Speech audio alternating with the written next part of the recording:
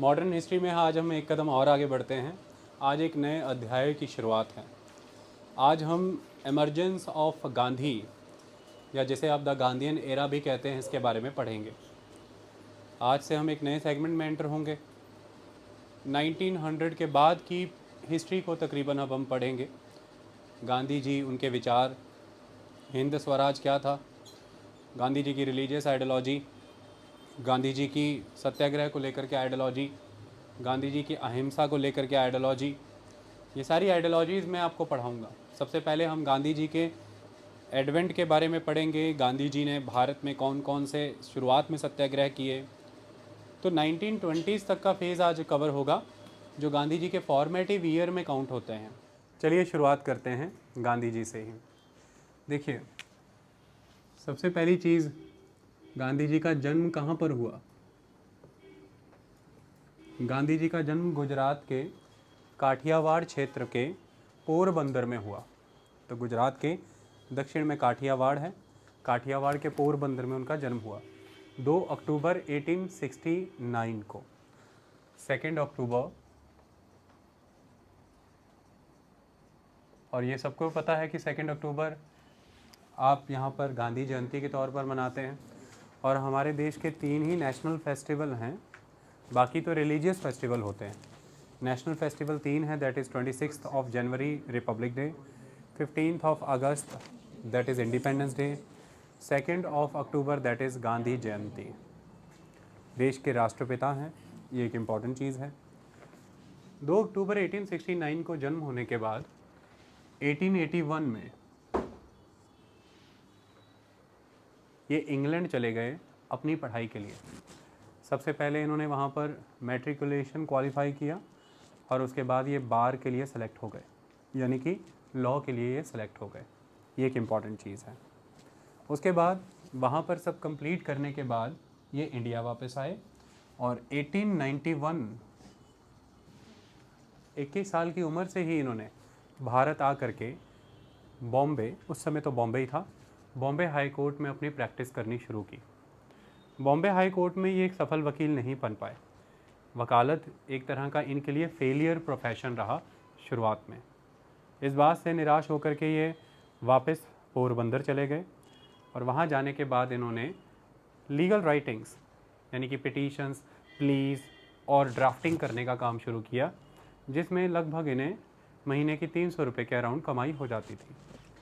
ये बात याद रखनी होगी आपको कि गांधी जी एक well to do Hindu family से बिलोंग करते थे।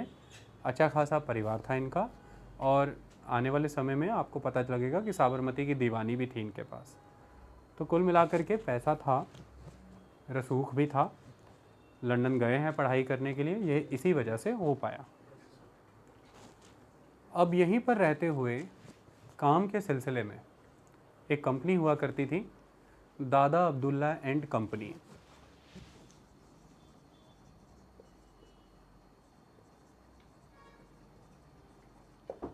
इस दादा अब्दुल्ला एंड कंपनी, ये भारतीय मूल की कंपनी थी और इसका मेन जो ट्रेड एक्टिविटीज़ रहती थी वो साउथ अफ्रीका की होती थी। तो इस वजह से इस कंपनी का एक इशू क्रिएट हुआ। उसी इशू को टारगेट करने के लिए गांधी जी डरबन गए। ये बात कब की है? ये 1893 की बात है। गांधी जी कहाँ पहुँचे? डरबन, इस कंपनी के रिप्रेजेंटेटिव के तौर पर, क्योंकि वो इसी कंपनी के लिए काम कर रहे थे, एक लीगल इशू को वहाँ पर सॉर्ट आउट करने के लिए। गांधी जी का करार 1 साल का था कि गांधी जी को वहाँ पर डरबन में 1 साल के लिए रुकना है, लेकिन गांधी जी वहाँ पर रुके 1914 तक, 1914 तक, जिसमें 2 बार वो भारत भी आए। लेकिन 1902 में जब वो फाइनली गए अफ्रीका, फिर वो लगातार 12 साल वहीं रहे, फिर इन बिटवीन वो भारत नहीं आए। 1893 से 1914 तक का इनका सफ़र अफ्रीका का बहुत इम्पॉर्टेंट है इंडिया की फ्रीडम स्ट्रगल के लिए। अफ्रीका में इनके किए गए प्रयोग, आपको पता होगा ये वही समय है जब 1892 में भारत में इंडियन काउंसिल एक्ट 1892 आया था और लगातार इंडियन नेशनल कांग्रेस के मॉडरेट फैक्शन के द्वारा जो रिप्रेजेंटेटिव फॉर्म ऑफ गवर्नमेंट की मांग की जा रही थी, उसके कॉन्टेक्स्ट में जो भारत में अंग्रेजी सरकार थी उसने कुछ भी डिलीवर नहीं किया, थोड़ी बहुत रिलैक्सेशंस के अलावा। तो एक तरफ इस समय में जहाँ पर भारत में एक्सट्रीमिज़म मजबूत बन रहेगा, उसी समय अफ्रीका में गांधी जी के अपने प्रयास और एक्सपेरिमेंट्स चलेंगे। तो ये एक दो अलग अलग जगहों पर भारत की ही आज़ादी को लेकर के दो पृष्ठभूमियाँ तैयार होने की कहानी है, एक भारत में, एक अफ्रीका में, और ये दोनों चीज़ें इंपॉर्टेंट हैं। गांधी जी जब वहाँ गए, 1893 की कहानी है। वहाँ पर क्या हुआ करता था, अफ्रीका एक कॉलोनी थी, ब्रिटिशर्स की कॉलोनी थी उस टाइम पर।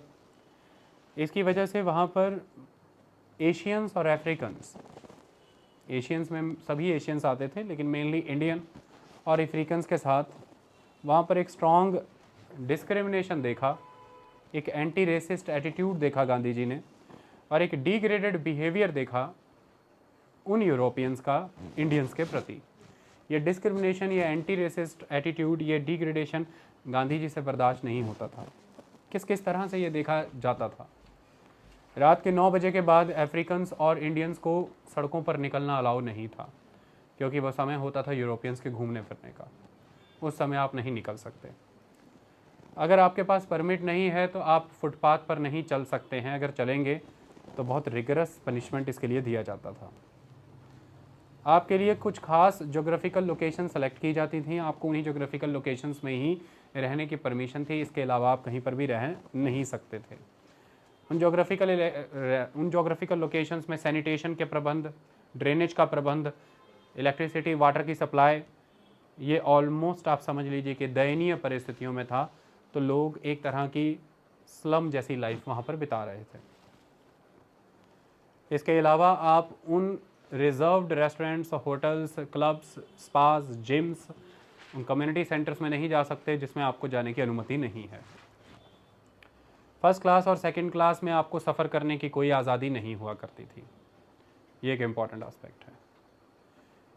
कौन था इस समय भारत का वहाँ पर? लगभग 2 लाख की जनसंख्या उस समय में भारतीयों की वहाँ रह रही थी, जिसमें indentured labour, free labour, merchants के क्लर्क्स और एसोसिएट्स, कुछ ये लोग मिला करके 2 लाख लोग बने थे। देखिए, आप सबको ये अच्छे तरह से पता होना चाहिए कि अंग्रेज़ों के द्वारा भारत में 1757 की बैटल ऑफ प्लासी जीत लेने के बाद लगातार कई तरह की रेवेन्यू प्रैक्टिसेस करने की कोशिश की गई, जिसमें बंगाल का ज़मींदारी रेवेन्यू सेटलमेंट का जो लॉ था, जो 1791 ऑनवर्ड्स कॉर्नवालिस के द्वारा दिया गया, उसके बाद 1816 एंड 1818 के अराउंड मद्रास और बॉम्बे का रैयतवाड़ी, और इसी समय में महलवाड़ी पंजाब का। ये रेवेन्यू सेटलमेंट्स ने फार्मर की कंडीशन बहुत ही दूबर कर दी थी, प्रॉब्लमेटिक, यानी कि उसके पास रिसोर्सेज नहीं बचते थे, फार्मिंग डिफ़िकल्ट थी। इसके अलावा अपनी one way free trade policy को फॉलो करते हुए ब्रिटिश गुड्स इंडिया में फ्रीली एंटर होने देना और इंडियन गुड्स के ऊपर हाई इंपोर्ट ड्यूटी चार्ज करना जब वो ब्रिटेन में एंटर हो, ऐसे में हमारे हैंडीक्राफ्ट को रियून कर दिया गया था। इसके अलावा बंगाल और बिहार के कुछ क्षेत्रों में जबरन इंडिगो की खेती कराना और उस तरह की प्लांटेशन क्रॉप्स लगा करके किसान और उसकी ज़मीन दोनों की बुरी हालत कर देना। कई तरह के कानून ला करके तालुकदार को, ज़मींदार को, एब्सेंटी लैंडलॉर्ड्स को कई तरह के सपोर्ट मैकेनिज़म्स देना, जिसकी वजह से वो जब चाहें बेदखली कर देते थे किसान की, ज़मीनों से उनका बेदखल कर दिया जाना। ऑल इन ऑल, चाहे इंडियन हैंडीक्राफ्ट हो, चाहे इंडियन फार्मर हो, चाहे Indian trading and commercial segment हो, इन सब की जो भी इकोनॉमिक अपॉर्चुनिटीज़ थी उनको इंक्रोच कर लिया गया ब्रिटिशर्स के द्वारा, और एक स्ट्रॉन्ग अनएम्प्लॉयमेंट भारत में क्रिएट हुई। जो अनएम्प्लॉयड लोग ईजिली अवेलेबल थे इंटरनेशनल कॉलोनीज़ में ले जाने के लिए, वहाँ पर एज ए लेबर वर्क कराने के लिए, या फिर भारत के ही नॉर्थ ईस्ट के पहाड़ी इलाकों में, चाहे आसाम या फिर दक्षिण भारत की नीलगिरियों की पहाड़ी पर चाय या कॉफ़ी की खेती कराने के लिए। ऐसे में 1843 पूरे वर्ल्ड लेवल से स्लेवरी ख़त्म हुई थी।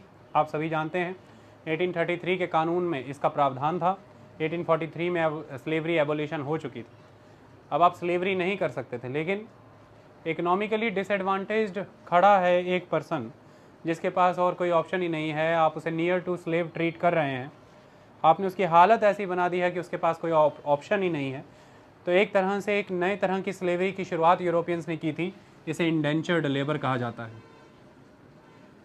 इस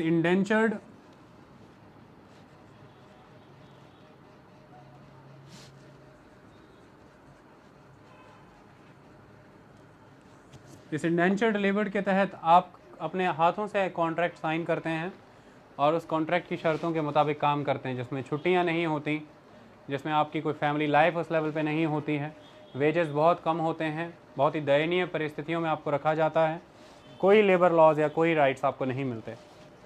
इसके लिए भी जिम्मेदार ब्रिटिशर्स ही थे, क्योंकि उन्होंने ऐसा एक इकोनॉमिक सेटअप बनाया, एक ऐसा इकोनॉमिक स्ट्रक्चर खड़ा किया जिसके तहत मजबूर होकर के लोगों को ये इंडेंचर्ड लेबर के बॉन्ड साइन करने पड़े। इसी तरह की इंडेंचर्ड लेबर उस समय पूरे वर्ल्ड लेवल के पैसिफिक कंट्रीज़, ओशियंस तक, उन आइलैंड्स तक ले जाए गए, जिसका एक बहुत बड़ा हिस्सा आपको अफ्रीका में भी नज़र आता है। इन्हें यहाँ से काम करने के लिए ले जाया गया।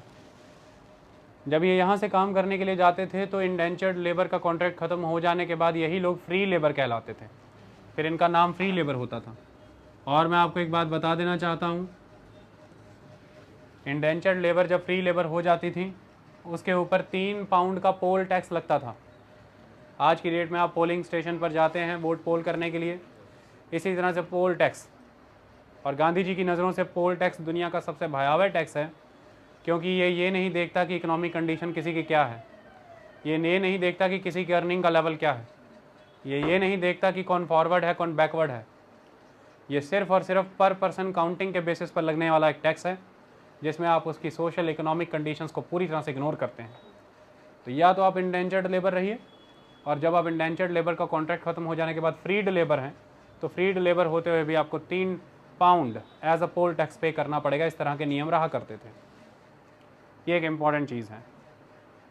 अब हुआ क्या, ये सभी वर्ग वहाँ पर रह रहे थे अफ्रीका में, और इस तरह की एंटी रेसिस्ट, डिस्क्रिमिनेटरी और डिग्रेडेशन भरी परिस्थितियों में जीवन यापन कर रहे थे। ऐसा नहीं है कि गांधी जी ने केवल इन्हीं की परिस्थितियों को देखा और अपने निर्णय लिए। गांधी जी ने खुद भी रेसिस्ट एटीट्यूड सहा। गांधी जी जब यहाँ से डरबन गए, डरबन की अदालत में जब वो एंटर हुए, गांधी जी ने टर्बन पहनी थी। ऐसे में अदालत का जज यानी कि मैजिस्ट्रेट, जो कि यूरोपियन था, उसने गांधी जी को कहा कि आप अपनी पगड़ी उतार करके आइए, क्योंकि टर्बन, हेड गियर पहनना उस समय एक सिंबल हुआ करता था आपके स्टेटस का, कि आप सोशली कहाँ स्टैंड करते हैं। और इंडियंस को, अफ्रीकन्स को ये सब अलाउ नहीं था। लेकिन गांधी जी ने इस चीज़ से मना किया कि मैं इसे नहीं उतार करके आऊँगा, मैं यहाँ से बाहर जाना स्वीकार करता हूँ, और अगर कोई पनिशमेंट है तो आप वो दे सकते हैं, पर मैं ये नहीं उतारूँगा। ये गांधी जी का फर्म रिजॉल्व था अपनी वैल्यू सिस्टम के प्रति। चाहते तो उतार करके आ जाते, कोई फ़र्क नहीं पड़ता, लेकिन उन्होंने नहीं उतारा। यहाँ पर गांधी जी को एक एंटी रेसिस्ट एटीट्यूड सहना पड़ा। इसके बाद गांधी जी यात्रा कर रहे थे प्रिटोरिया की यात्रा करते हुए जब वो फर्स्ट क्लास में बैठे, उन्हें जबरन मजबूर किया गया कि आप वैन गार्ड में चले जाइए। जब वो वैन गार्ड में नहीं गए तो उन्हें उठा करके गाड़ी से नीचे फेंक दिया गया एक स्टेशन के ऊपर। यह भी एक तरह का स्ट्रॉन्ग एंटी रेसिस्ट एटीट्यूड था जो गांधी जी ने देखा, कि आप कितनी स्ट्रांगली रेस के बेसिस पर लोगों के बीच में भेद करते हैं। एंटी रेसिस्ट जब मैं कह रहा हूँ, मैंने एंटी रेस एटीट्यूड, आई बात समझ में। अब ये सब चीज़ें गांधी जी पर्सनली ऑब्जर्व कर रहे थे और ये चल रहा था। ऐसे में हुआ क्या, 1893 का समय है, गांधी जी की फेयरवेल पार्टी है, उन्हें तो वापस आना था 1 साल लगा करके, ऑब्वियस ही बात है। उस फेयरवेल पार्टी के दौरान जो वो स्टेट है, जिस स्टेट की मैं बात कर रहा हूँ, that is the Natal, Natal भी कहते हैं आप इसे। नताल स्टेट ने एक बिल पास करने का एजेंडा लिया। बिल ये था कि इंडियंस को डिसएनफ्रेंचाइज किया जाएगा, वोटिंग का राइट इनसे छीना जाएगा। जो वहाँ पर लेजिस्लेचर बनेगी, उस लेजिस्लेचर में इनसे वोटिंग का राइट छीना जाएगा।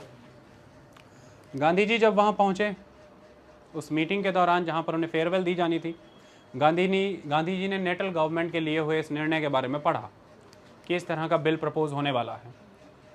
गांधी जी ने जब इसके विषय में पढ़ा तो उन्होंने वहाँ पर लोगों के बीच चर्चा की कि इस तरह से किसी को डिसएनफ्रेंचाइज कर देना ये आज की मॉडर्न सोसाइटी के पूरी तरह से अगेंस्ट है, आपके डेमोक्रेटिक राइट्स का हनन है और ये एक तरह का अनइक्वल ट्रीटमेंट है। क्योंकि जब आप इंग्लैंड जाएंगे तो वहाँ पर जो ब्रिटिश गवर्नमेंट के अंदर जो सब्जेक्ट हैं, उनके सब्जेक्ट माने कि जो उनकी प्रजा है, जो क्राउन के अंदर, उनके बीच इस तरह का भेद नहीं किया जा सकता। लेकिन उन्हीं की बसाई हुई कॉलोनीज़ में इस तरह के नियम में रैयत के बीच भेद कैसे किया जा सकता है, सब्जेक्ट्स के बीच आप डिस्क्रिमिनेशन कैसे कर सकते हैं। लोग पहले से परेशान थे और व्यापारियों ने गांधी जी से आग्रह किया, मर्चेंट्स ने रिक्वेस्ट की कि गांधी जी कृपया आप रुक जाएं और इस कॉज के विषय में हमें बताएं कि हमें करना क्या चाहिए, हमें किस तरह से इस विषय में आगे बढ़ना चाहिए। इस विषय में आगे बढ़ने को लेकर के गांधी जी ने वह फेयरवेल पार्टी उसी क्षण मीटिंग में बदल दी और उस मीटिंग ने फिर एजेंडा लिया कि अब हम इस रेसिस्ट, इस डिस्क्रिमिनेटरी और डिग्रेडेड एटीट्यूड के खिलाफ आवाज़ उठाएंगे और गांधी जी हमें लीड करेंगे। तो यहाँ से गांधी जी की अब एक्टिव शुरुआत होती है वहाँ पर। इस कार्यक्रम को मूर्त रूप देने के लिए इंडियन नेशनल ऑर्गेनाइजेशन की स्थापना की गई।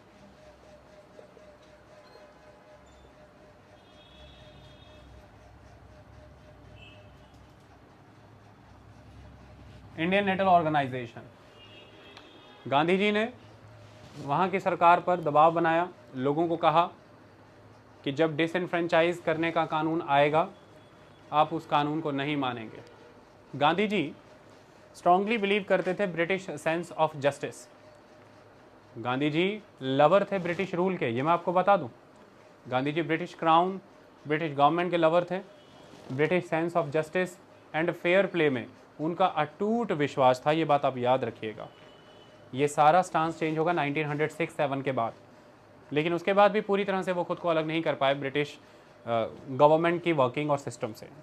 तो तब गांधी जी का मानना क्या था, उन्होंने ये कहा कि हम यहाँ की सरकार को मेमोरेंडम लिख करके देंगे, प्लीज़ लिख करके देंगे, वो भी पूरे सिग्नेचर्स के साथ कि हम इस कानून के विरोध में हैं और आप ऐसा नहीं कर सकते। लेकिन वहाँ की सरकार इस चीज़ को मानने को तैयार नहीं थी और उन्होंने कहा कि हम इस चीज़ के साथ परस्यू करेंगे, आप चाहे कोई भी बात कहिए।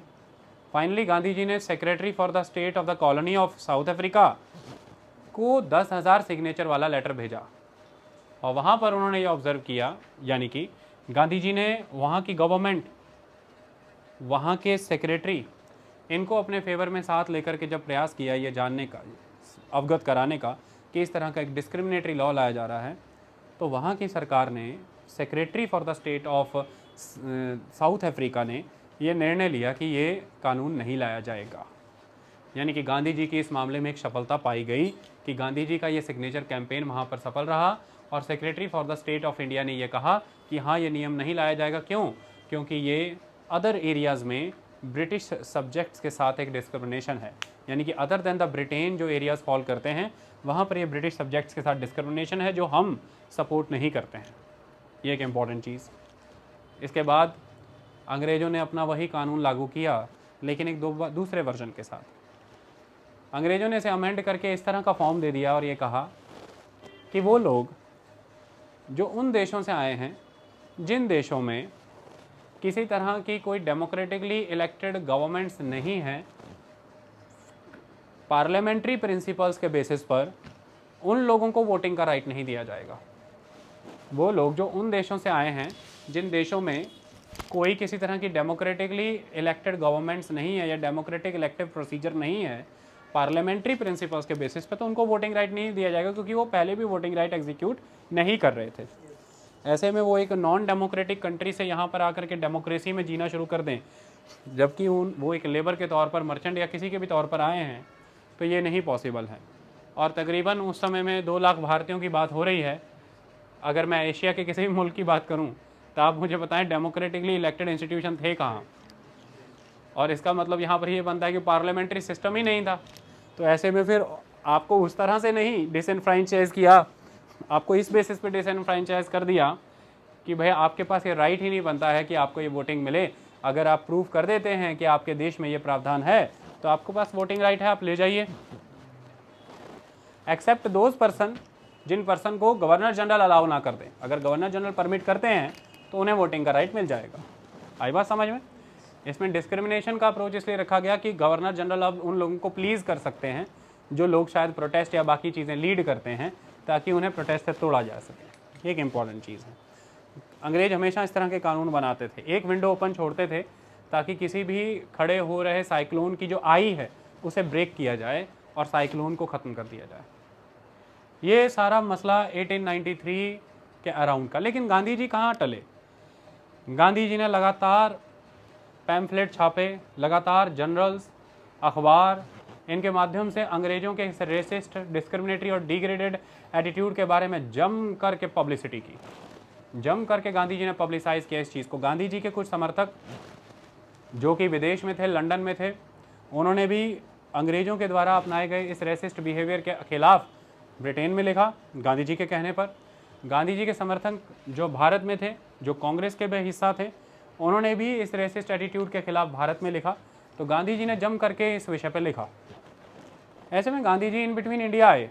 1894 से 1896 के बीच में गांधी जी इंडिया आए। जब गांधी जी 1896 में इंडिया से वापस अफ्रीका आए अपने परिवार के साथ, लगभग 4000 यूरोपियंस ने गांधी जी का बंदरगाह पर घेराव कर दिया और ये कहा कि इन्हें एंटर नहीं होने देंगे अफ्रीका में, ये छवि खराब कर रहे हैं अफ्रीका की, ये बदनाम कर रहे हैं अफ्रीकी सरकारों को और ये लोगों का मॉब भड़का रहे हैं अफ्रीकी सरकार के विरुद्ध। और बहुत से लोगों ने उनके ऊपर आक्रमण किया, उन्हें मारे जाने का प्रयास किया गया। ऐसे में यह गनीमत थी कि एक सीनियर पुलिस ऑफिसर की वाइफ वहाँ पर आई और वह गांधी जी और उनके परिवार को वहाँ से बचा करके ले गई। लेकिन मैं आपको एक बात बता दूँ, गांधी जी इस तरह के किसी कार्यक्रम से कभी डरे नहीं हैं। Gandhi ji was the most fearless person. Body wise वो जितने भी दुबले दिखेंगे आपको, लेकिन डंडों से, धमकियों से, बम गोलों से तो वो कभी डरते ही नहीं थे। ये उनकी खासियत थी। और ऑलवेज एक स्माइल रहती थी कि आप चाह करके भी बम फोड़ नहीं सकते उनके सामने। मतलब अगर आपने एक बार उन्हें आंखों में आके देख लिया तो फिर गोली चला पाना मुश्किल था। ये एक इम्पॉर्टेंट चीज़ है। जब नाथूराम गोडसे ने उनको गोली मारी थी, उसका भी अगर चित्रण देखें आप, अगर दिखाए जाते हैं वीडियो क्लिप्स मूवीज़ वगैरह में, उसमें भी ही वॉज स्माइलिंग कि चलो अगर इतना करके आपका लिबरेशन होता है तो मैं आपको लिबरेट करता हूँ। बिकॉज नॉन वायलेंस में ये भी है कि आप सब कुछ सर्वस्व अपना किसी को सौंपें। जब कोई आपसे कुछ मांग रहा है तभी उसे इनकार किया जाए तो वह भी हिंसा ही कहलाती है एक तरह की। अगर वो किसी तरह की संकीर्ण सोच में ग्रस्त होकर के आपसे किसी तरह की कोई मांग कर रहा है तो आप अपनी सद्भावना उसे देख करके उसे उस संकीर्ण सोच से बाहर निकालें। सामने वाले के मॉरल कंसाइंस को जगाना ही नॉन वायलेंस है। ये बड़ी चीज़ है। ये सारे कंसेप्ट मैं आज पढ़ाऊँगा, जब मैं आइडियोलॉजी के बारे में पढ़ाऊँ। ये बहुत डीप चीज़ें हैं, किसी के अंदर आ जाएँ तो ये बहुत शक्तिशाली आधार और हथियार बनते हैं। चलिए, गांधी जी वापस आए। गांधी जी ने वापस आने के बाद अपने कैंपेन स्टार्ट किया। अब गांधी जी को ये क्लियर हो चुका था कि यहाँ पर रह रहे लेबर, इनकी हालत बहुत ख़राब है, इसको सुधारने के लिए एक परमानेंट काम करना पड़ेगा। गांधी जी के द्वारा 1903 में वहाँ पर एक वीकली जर्नल चलाया गया जिसका नाम था इंडियन ओपिनियन।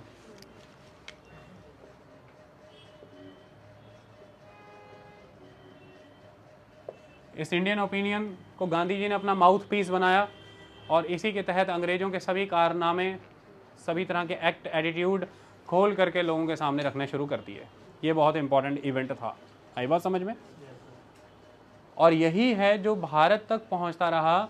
और आपको मैं बता दूं कि ये वो समय था जब इंडियन नेशनल कांग्रेस की एनुअल सेशंस के अंदर वहाँ की इंडेंचर्ड लेबर, वहाँ की फ्रीड लेबर, उन पर लगाए जाने वाले टैक्सेस, उनसे होने वाले डिस्क्रिमिनेटरी एटीट्यूड के खिलाफ इंडियन नेशनल कांग्रेस के अंदर रेजोल्यूशंस पास होते रहे हैं।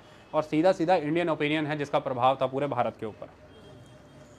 1906 में एक घटना और हो गई। ट्रांसवाल की सरकार ने, ट्रांसवाल, पहले नेटल स्टेट की बात हुई, अब जिस स्टेट की बात होगी दैट इज ट्रांसवाल। ट्रांसवाल सरकार ने 1906 में एक कानून पास कराया, एशियाटिक रजिस्ट्रेशन एक्ट। इस एशियाटिक रजिस्ट्रेशन एक्ट के तहत क्या था, तकरीबन जितने भी एशिया के लोग हैं, तो हम बात करते हैं भारत की, तकरीबन जितने भी भारत के लोग हैं, मर्द, औरत, बच्चे जो 8 साल से ऊपर हैं, इन सभी को अपने हाथों का और उंगलियों का निशान देने थे, पंजे देने थे।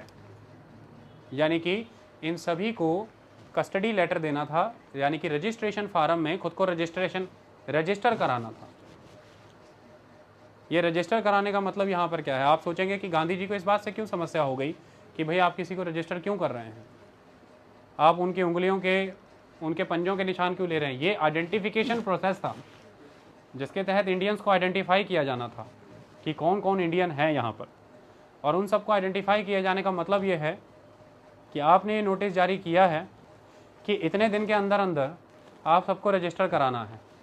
अगर जो इतने दिन के अंदर अंदर रजिस्टर नहीं कराता, उसे यहाँ से अफ्रीका से किसी भी क्षण हमें डिपोर्ट करने की आज़ादी है या डिटेन करने की आज़ादी है। या तो उन्हें डिटेंशन सेंटर में रखा जाएगा या उन्हें डिपोर्टेशन कर दिया जाएगा। ये आज के माहौल से आपको कुछ मेल खाता नज़र आ रहा होगा और आप सोच रहे होंगे कि बाग आज ही लगे हैं। बाग बहुत पुराने हैं और सभी बागों का आधार गांधी है, ये भी मैं आपको बता दूं। बाग होता है, वो कहाँ लगे ये इम्पोर्टेंट नहीं है, बाग से कौन से फल आते हैं ये बड़ी बात है। और गांधी के लगाए बागों में से फल बहुत ज़बरदस्त आए हैं। फल अहिंसा का निकला, फल सत्याग्रह का निकला, आंदोलन के निकले। तो फल कौन से लग रहे हैं? बाग को बाग उससे जाना जाता है। आप हमेशा सुनेंगे आमों का बाग, किन्नू का बाग, अंगूर का बाग, संतरे का बाग, सेब का बाग। तो बाग फल से जाना जाता है। आई बात समझ में? अब देखते हैं गांधी कौन से फल लगा रहे थे वहाँ के बागों में। तो वहाँ पर ये रजिस्ट्रेशन का प्रोसेस चलाया उन्होंने। अब इस रजिस्ट्रेशन के प्रोसेस में एक प्रोविज़न ये था कि सरकार को ये आपने अथॉरिटी दे दी कि ऑफिसर कभी भी किसी के घर बिना किसी वारंट एंटर हो सकता है उस पर्सन को ये कहने के लिए कि प्रोड्यूस योर डॉक्यूमेंट्स। वो कभी किसी से डॉक्यूमेंट्स मांग सकता है और वो डॉक्यूमेंट्स की सर्च के लिए बिना सर्च वारंट के किसी के भी घर घुस सकता है जा करके, और डॉक्यूमेंट ना दे पाने की परिस्थिति में किसी को भी उठा करके यहाँ से फेंका जा सकता है, डिपोर्ट किया जा सकता है। और किसका रजिस्ट्रेशन करना है नहीं करना है ये भी अथॉरिटी ऑफिसर पे ही है। तो ये ऑफिसर ही डिसाइड करेंगे कि किसको रजिस्टर करना है। तो जो भी ज़्यादा चूँ चपड़ करेगा, जो ज़्यादा पैम्फलेट छापेगा या जो ज़्यादा अखबारों में लिखेगा या जो ज़्यादा प्रोटेस्ट करेगा, जो कहेगा पोल टैक्स मत लगाओ, फ्रेंचाइज दे दो, उसका पर्चा ही नहीं भरेंगे, उसको रजिस्टर ही नहीं करेंगे। और पहले रजिस्टर नहीं करेंगे, फिर मारेंगे सर्च वारंट उसके घर पे, बोलेंगे डॉक्यूमेंट ला, फिर वो डॉक्यूमेंट नहीं लाएगा, चल डिपोर्ट, निकल यहाँ से। तो इस तरह से ये एक तरह का पूरा सिस्टम था। गांधी जी ने कहा कि ये तो एक तरह की 3 से 4 चीज़ों पर आक्रमण कर दिया। सबसे पहली बात कि why only Asians, why it is Asiatic registration act, why not it is the whole lot, whole people, whole citizen registration act. या तो सभी का सभी रजिस्ट्रेशन होना चाहिए था। यूरोपियंस पे ये लागू क्यों नहीं हो रहा? समझ, एंग्लो अफ्रीकन्स पर लागू नहीं हो रहा, बहुत सारे और सेक्शन है उन पे लागू नहीं हो रहा है, ये सिर्फ हम पे लागू हो रहा है। ये तो क्लियर कट एविडेंस आ गया रेसिस्ट का। It is a clear cut race based discrimination कि इतना हीन माना जा रहा है आपके द्वारा हमें। और दूसरी बात, आप यहाँ पर साफ साफ इस बात को एक्नॉलेज कर रहे हैं कि क्योंकि हमारे पास कोई नागरिकता नहीं है इस देश की, और जब नागरिकता ही नहीं है हमारे पास देश की, तो फिर हमारे पास इसका मतलब उस मॉडर्न यूरोपियन वर्ल्ड के मिले हुए कोई राइट्स भी नहीं है, मतलब कि हमारी प्राइवेसी भी नहीं है कोई। आप कभी भी घुस सकते हो हमारे घर में, कभी भी डॉक्यूमेंट मान सकते हो। और जब हमारी कोई प्राइवेसी नहीं है, कोई राइट्स ही नहीं है, तो मतलब यहाँ पर कोई रूल ऑफ लॉ नहीं है, यानी कि हम गवर्नमेंट के अधीन नहीं हैं, हम उस कॉन्स्टिट्यूशनली ऑर्गेनाइज्ड सेटअप के अधीन नहीं है, हम तो किसी ऑफिसर की डिस्क्रिशन पे टिके पड़े हैं। क्या जनता ऑफिशियल डिस्क्रिशन से चलेगी या रूल ऑफ लॉ से बेस्ड एक ऑर्गेनाइजेशनल सेटअप पे चलेगी? तो rule of law based organisational setup का क्वेश्चन था ये the founding principles of the modern western society, जिसका डंका वो लोग पीटते रहते थे हर समय। तो ये लिबर्टी की, ये प्राइवेसी की बात थी, ये रेसिज्म के खिलाफ सर उठाने की बात थी, और सबसे बड़ी बात ये अपनी एग्जिस्टेंस की बात थी कि भाई अब हम हैं भी कौन, खाना बदोश है, ना उधर के ना इधर के। गांधी जी ने यहाँ पर अब सत्याग्रह नाम का एक्सपेरिमेंट किया। तो याद रखिए, एशियाटिक रजिस्ट्रेशन एक्ट के खिलाफ सत्याग्रह का एक्सपेरिमेंट होगा, और गांधी जी ये सत्याग्रह एक्सपेरिमेंट अफ्रीका में ही कर चुके थे, उनके पास लंबा एक्सपीरियंस था इस चीज़ का। और याद होगा, ये वो समय है जब भारत में बंग भंग मूवमेंट चल रही है, 1905 में स्वदेशी आंदोलन आप सबको याद होगा। गांधी जी के द्वारा लोगों को साथ जोड़ा गया और लोगों को यह कहा गया कि सत्याग्रह होगा। सत्याग्रह क्या है? सत्य की शक्ति का इस्तेमाल करेंगे, the force of the truth. Non violence करेंगे, अहिंसा।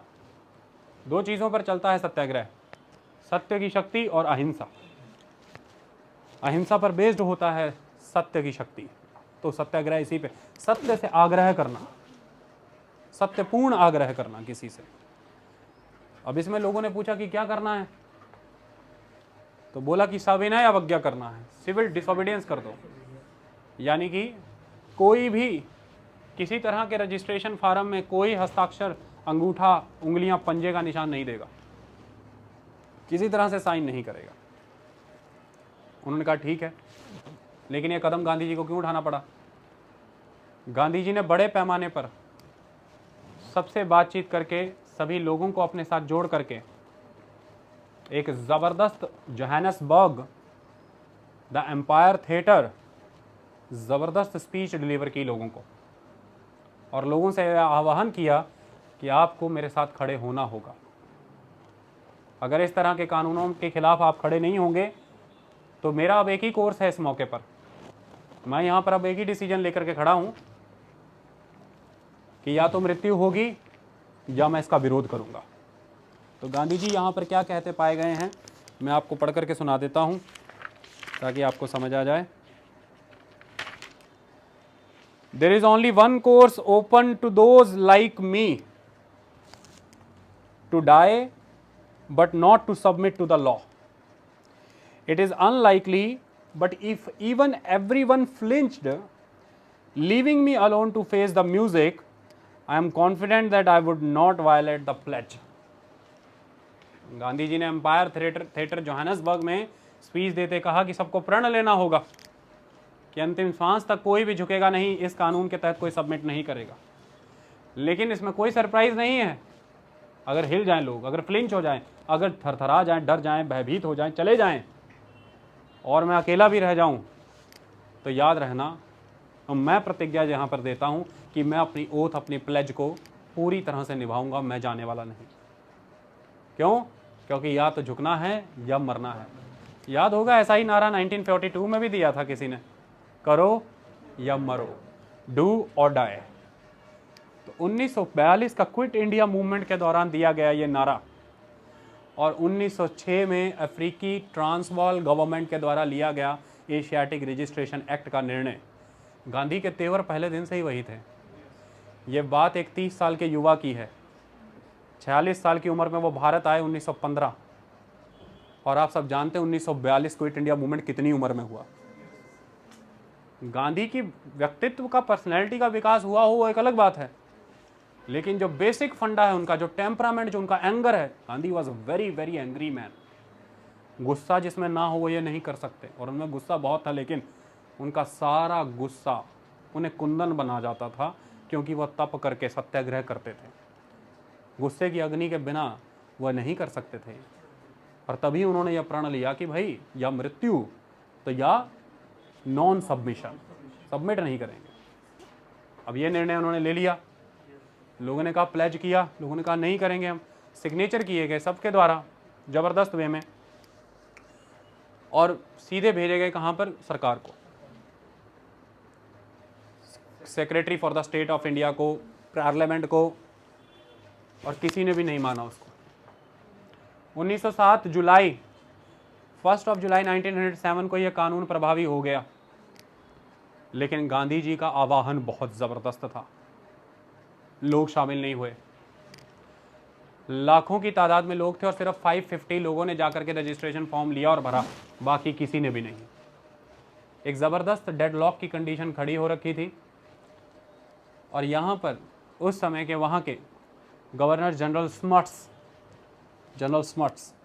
जब डेडलॉक की कंडीशन देखी गई तो गांधी जी और स्मट्स के एक कॉमन फ्रेंड थे, एल्बर्ट कार्टराइट। एल्बर्ट कार्टराइट ने इनकी मीटिंग अरेंज कराई कि एक बार स्मट्स के साथ मिलिए आप, इस डेडलॉक को तो ख़त्म करना ही पड़ेगा। स्मट्स ने गांधी जी से यह प्रॉमिस किया कि अगर सब लोग वॉलेंटरली आकर के रजिस्ट्रेशन फॉर्म भर देते हैं, मैं एशियाटिक रजिस्ट्रेशन एक्ट रिपील कर दूंगा। अगर सब लोग वॉलेंटरली आकर के रजिस्ट्रेशन फॉर्म एक बार भर देते हैं, then I will repeal this act. लेकिन क्योंकि सत्ता साख पे लगी है, स्टेट की तरफ से एडवाइजरी है, डायरेक्शन हमने कानून पास किया है, तो आपको देखिए मानना तो पड़ेगा एक बार। लेकिन आपका प्रोटेस्ट है एंड आई रिस्पेक्ट यू, तो हम इसे ख़त्म कर देंगे, रिपील कर देंगे, फिर वो डॉक्यूमेंट्स यूजलेस हो जाएंगे, आपको वापस कर दिए जाएंगे। लेकिन अभी के लिए आप जा करके वॉलेंटरली करवाइए। और गांधी जी की एक बात आप हमेशा याद रखना, गांधी जी पे आरोप लगते हैं जब इरविन के साथ, लॉर्ड इरविन के साथ उनकी मीटिंग हुई, गांधी इरविन पैक्ट, कि उन्होंने भगत सिंह को नहीं बचाया। देखिए एक बात आप हमेशा याद रखिएगा, आप किस पोजीशन पर बैठ कर के सर्कमस्टांसेस के तहत वो पैक्ट, वो डीलिंग्स, वो अग्रीमेंट्स कर रहे हैं, जिसमें आपकी लेवरेज, आपकी पावर इतनी है ही नहीं कि आप अपनी चॉइस से बार्गेन करा लें।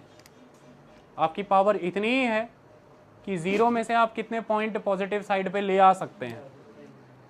अब यहाँ पर गांधी जब स्मर्ट्स के साथ मिल रहे हैं, वहाँ पर वो स्मर्ट्स को ये कह देते हैं कि मैं इस तरह के इनफॉर्मल प्रॉमिस के बेस पे आगे नहीं बढ़ूंगा, तो स्मर्ट्स आगे से ये कह सकता था, okay then feel the rack, then what will Gandhi do.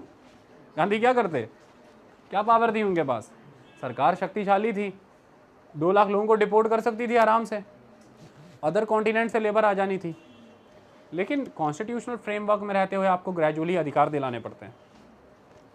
Gandhi ji ने आकर के अपने लोगों से ये कहा कि एक इनफॉर्मल कमिटमेंट मुझे मिल गया है, आप लोग प्लीज़ जाइए और जा कर के रजिस्ट्रेशन कराइए। इस पे गांधी जी का क्रिटिसिज्म बहुत हुआ है। गांधी जी पहले दिन से क्रिटिसिज्म झेलते आए। भारत आने के बाद home rule league Annie Besant उनका क्रिटिसिज्म करेंगी, सुरेंद्रनाथ बनर्जी उनका जम करके क्रिटिसिज्म करेंगे। ऐसा कोई शख्स आपको नहीं मिलेगा जो कभी उनका साथ देता था वो क्रिटिसिज्म ही करेगा। लेकिन आप एक चीज़ देखना, टस से मस नहीं होते, जो निर्णय ले लिया बस ले लिया, बाकी देखा जाएगा। अब गांधी जी ने लोगों को कहा, अब तो गांधी जी पे आरोप लगे कि बिक चुके हैं, स्मर्ट्स ने खरीद लिया इन्हें, मॉनेटरी गेन। गांधी जी मुस्कुराते रहे, कहते ठीक है कोई बात नहीं। कुछ लोगों ने ये कहा कि आपने धोखा कर दिया हमारे साथ। ऐसे में गांधी जी ने कहा मैं जा रहा हूँ रजिस्ट्रेशन कराने। अब देखो कुछ समय पहले तक सब आप प्लेज लेकर के खड़े, एम्पायर थिएटर में आपने स्पीच दे रखी है और ये कहा है कि या तो मृत्यु होगी या नॉन सबमिशन का वाला एटीट्यूड चले। लेकिन ठीक है, अब आपका एक इनफॉर्मल कमिटमेंट आ गया आपको उधर से, तो आप जा रहे हैं।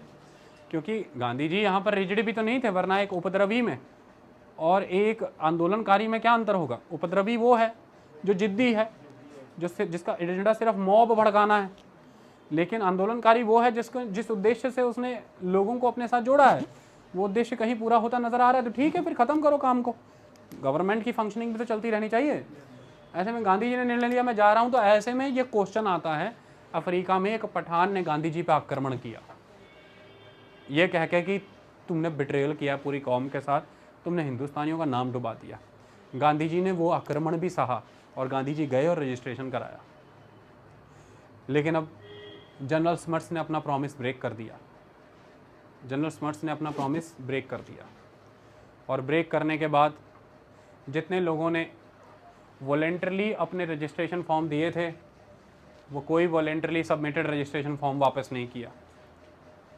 जब जनरल स्मर्ट्स ने अपना प्रॉमिस यहाँ पर ब्रेक किया, फिर गांधी जी ने दोबारा से सत्याग्रह की यहाँ पर शुरुआत की।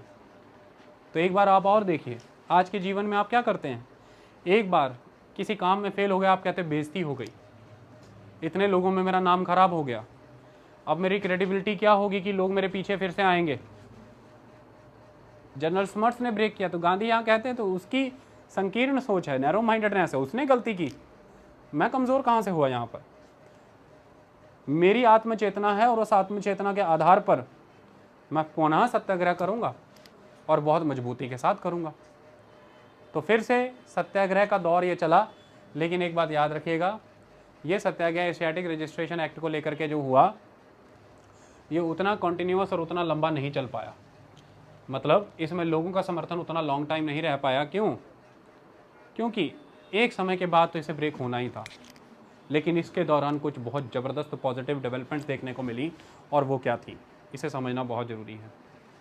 देखिए, जब 1907 के समय में जब 1 जुलाई 1907 को ये लागू हुआ, गांधी जी ने जब सत्याग्रह का सिस्टम यहाँ पर अपनाया तो एक बात ये स्पष्ट थी कि सत्याग्रह बिना ऑर्गेनाइजेशनल सेटअप के नहीं चल सकता। सत्याग्रह को चलाने के लिए एक ऑर्गेनाइजेशनल सेटअप चाहिए, क्योंकि सत्याग्रह में आप लोगों से यह कह रहे हैं कि वो प्लेज करें कि सबसे पहले तो वो सरकार का साथ नहीं देंगे रजिस्ट्रेशन फॉर्म भरने में।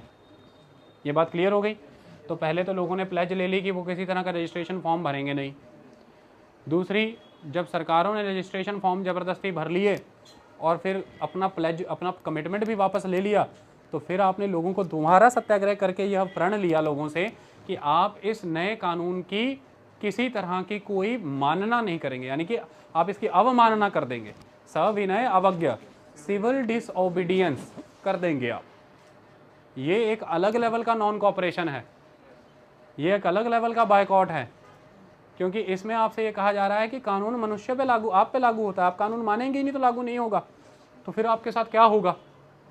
आपको उठा करके जेल में डाला जाएगा, आपको इम्प्रिजन किया जाएगा, आप पे पेनल्टी लगाई जाएगी और हम जेल भरेंगे। तो जेल भरो आंदोलन, सत्याग्रह का ये भी एक एस्पेक्ट था कि इसमें जेल भरे जाते थे।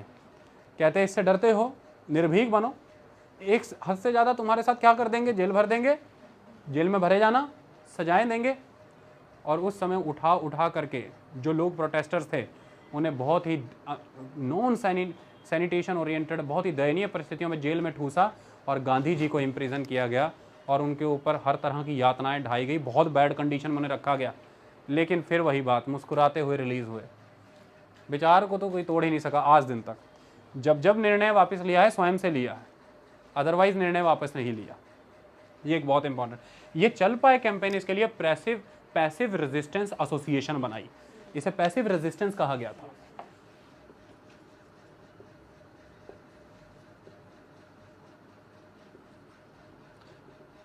और ये पैसिव रेजिस्टेंस एसोसिएशन बहुत इंपॉर्टेंट थी। क्यों? ये लोगों को मॉरली गाइड करती थी, ये लोगों को प्रैक्टिकली ट्रेंड करती थी कि किस तरह से आपने पैसिवली रेजिस्ट करना है चीज़ों को। और ये रातों रात नहीं, गांधी जी का पूरा ऑर्गेनाइज्ड सिस्टम था। क्यों? 1902 में जब गांधी जी दोबारा भारत से वापस आए थे, मैंने बताया सेकंड टाइम, और 1903 में उन्होंने इंडियन ओपिनियन नाम का अपना जर्नल स्टार्ट किया था। उसी समय में गांधी जी ने अपने साथ कुछ चुने हुए लोगों को ले जा करके फिनिक्स में अपना डेरा लगा लिया था। फिनिक्स, और फिनिक्स में ये कम्युनिटी जीवन बिता रहे थे। गांधी जी के बहुत सारे एस्पेक्ट सोशलिज्म से मिलते हैं, इसे हम गांधीयन सोशलिज्म कहते हैं, और ये आपको हमारे directive principle of state policies में भी मिलता है। जब फिनिक्स में जाकर के वो रहने लगे, कहाँ? अफ्रीका में ही, डरबन के बगल में। जब फिनिक्स में जाकर के वो रहने लगे तो उन लोगों को उन्होंने ट्रेंड किया कि सत्याग्रह क्या होता है, सत्य की तलाश कैसे की जाती है, किस तरह से आप अहिंसा का मार्ग फॉलो करते हैं, कैसे आप द्वेष की भावना का त्याग करते हैं, कैसे किसी तरह का भी भय नहीं रहता, निर्भय होते हैं।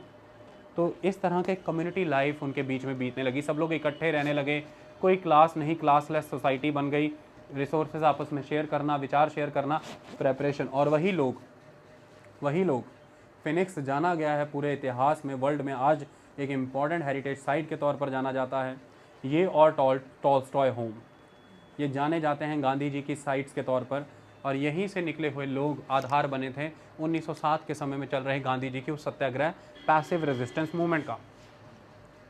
वो लोग ट्रेंड थे तो ये हो पाया। लेकिन पैसिव रेजिस्टेंस एसोसिएशन का यहाँ पर बहुत बड़ा रोल था, और उस पैसिव रेजिस्टेंस एसोसिएशन के साथ जुड़े हुए लोगों ने, जैसे भारत के बड़े बड़े उद्योगपति, जिनमें बहुत इंपॉर्टेंट था टाटा परिवार। टाटा परिवार के द्वारा वो लोग जो अरेस्ट हो गए हैं, जेल भरे हैं, उनके बच्चे, बीवी, फैमिलियों को खर्चा उठाने के लिए पैसा भेजा करते थे। इंडियन नेशनल कांग्रेस इंडिया से सपोर्ट करती थी उन फैमिलीज़ को जो फैमिलीज़ के परिवार के सदस्य जेलों में जा चुके हैं। तो अगर आपको यह पीछे से अश्योरेंस रहेगी कि भाई अभी आपके परिवार का पालन पोषण करने वाला कोई है, तो फिर जेल भरो आंदोलन आप एक लेवल पर कर सकते हैं। इसके लिए आपको बुनियादी ज़मीनी स्तर पर एक ऑर्गेनाइजेशन बनानी पड़ती है, जो ऑर्गेनाइजेशन बनाने का काम उस समय में किया गया गांधी जी के द्वारा, पैसिव रेजिस्टेंस ऑर्गेनाइजेशन। आई बात समझ में? ये ऑल इन ऑल जो सारा हमने अभी डिस्कस किया, इसे कैंपेन 1 की कैटेगरी में रखा जाता है। ये फर्स्ट फेज़ के कैंपेन है गांधी जी के, जो शुरुआत हुई 1893 से और लगभग चले 1907-8 तक। आई बात समझ में? इसमें गांधी जी डिसएनफ्रेंचाइजमेंट के अगेंस्ट बात कर रहे हैं, जिसमें गांधी जी वोटिंग राइट को कितना आप एक बात नोटिस करिए, किसी से कोई ट्रेडिंग राइट नहीं लिया। अब तक भारत में जो आंदोलन चल रहे थे, उन आंदोलनों में क्या चल रहा था? One way free trade policy के अगेंस्ट आवाज़ थी, लगान बढ़ाए जाने के अगेंस्ट आवाज़ थी, फैक्ट्रियों में भेदभाव की जो भावना, रेलवे में जो टैरिफ में एक तरह की प्रिविलेज की पॉलिसी अंग्रेज़ों के प्रति और इंडियंस को लूटने के प्रति, उसके खिलाफ आवाज़ चल रही थी। ये सारी चीज़ों को, लेकिन यहाँ पर जब गांधी मुद्दे उठा रहे हैं, वो प्राइवेसी के लिए इशू कर रहे हैं, वो डिसएनफ्रेंचाइजमेंट वोटिंग राइट के लिए बात कर रहे हैं, वो रूल ऑफ लॉ की बात कर रहे हैं। जब वो बात करते हैं एशियाटिक रजिस्ट्रेशन एक्ट की, तो यहाँ पर वो बात कर रहे हैं कि किस तरह से एक पर्सन की डिग्निटी को कोई हार्म नहीं कर सकता। आप कभी भी ऑफिसर उसके घर में भेज देंगे तो ये नुकसान की बात है। वो कैसे अपनी स्टेक होल्डरशिप मांग रहे हैं उस कंट्री में, जिस कंट्री को बनाने में उन लोगों का भी योगदान है, वो जो 2 लाख भारतीय हैं। तो कुल मिलाकर के ये एक बहुत इंपॉर्टेंट आस्पेक्ट है कि इश्यूज़ बहुत अलग हैं और गांधी जी का तरीका बहुत अलग है। ये कंपैरेटिव एनालिसिस हम करेंगे जब हम लास्ट में करेंगे कि उन्होंने क्या देन, उनकी क्या देन है।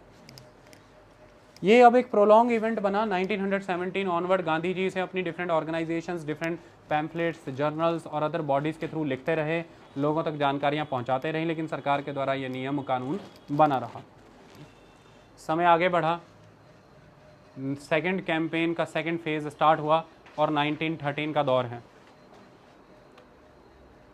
अफ्रीका में सुप्रीम कोर्ट का एक निर्णय आ गया और वो निर्णय के तहत ये कह दिया गया कि जो भी कपल्स ने क्रिश्चियन राइट्स फॉलो नहीं किए हैं ड्यूरिंग मैरिज, उनकी मैरिजेज इलीगल हैं।